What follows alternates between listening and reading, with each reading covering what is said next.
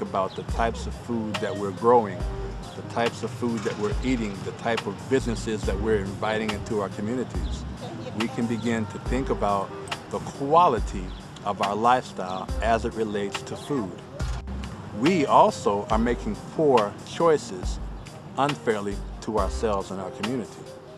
If we can begin to change certain aspects of our choices, we might begin to see less disease and more ease. We see an inequity between some neighborhoods of Cleveland and definitely between Cleveland and the suburbs. In the city of Cleveland alone, most residents are 4.5 times closer to a fast food restaurant than they are a full-service grocery store. That number goes down to 2 in the suburbs. So Cleveland residents are dealing with an entirely different food environment that can really impact their public health. The number of grocery stores that are available to residents to shop at to buy fresh fruits and vegetables, whole grain breads, low-fat dairy, low-fat meats are few and far between.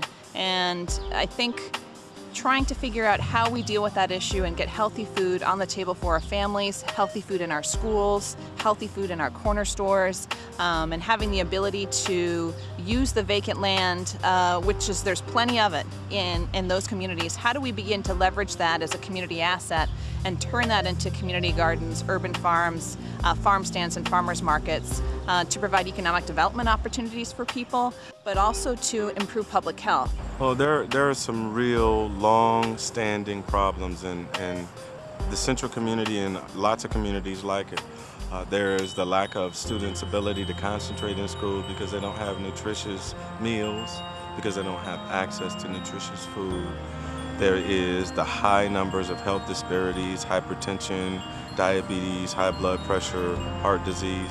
There are food-borne illnesses, food-related illnesses. Some of it is health-related and passed down from families from generation to generation, but that's by far a smaller percent than those that are related to food habits. Food can have that same quality when it's authentic.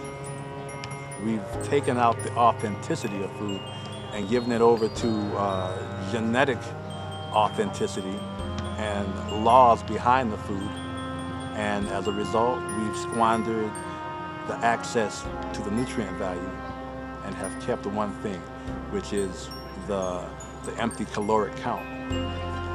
The empty caloric count is what gives us the disease. Our bodies are striving for something. They're yearning, they're hollering out for something. Our young people are struggling to get more freshness that they don't know their bodies need inside.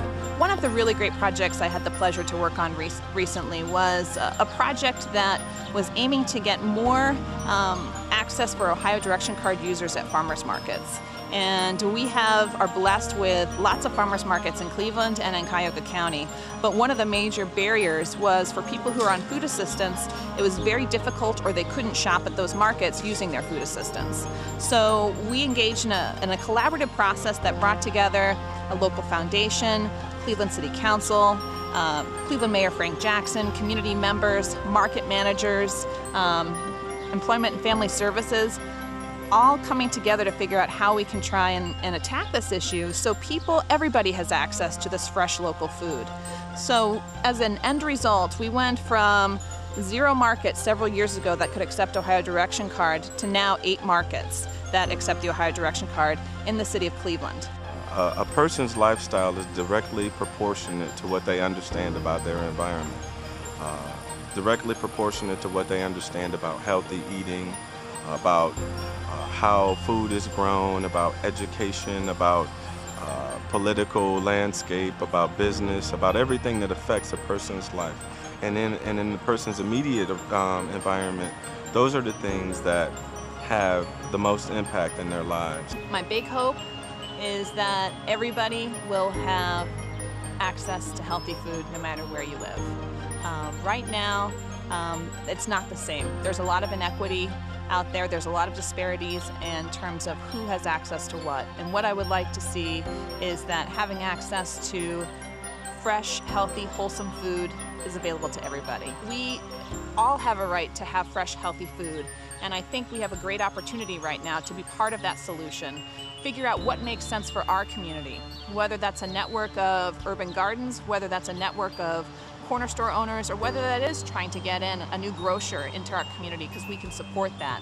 But I think community members need to figure out, what do we want, and you can definitely get there. People are moving away with hope that they can get a better education.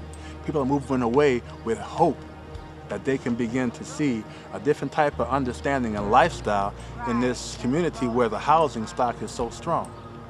People are beginning to move towards hope.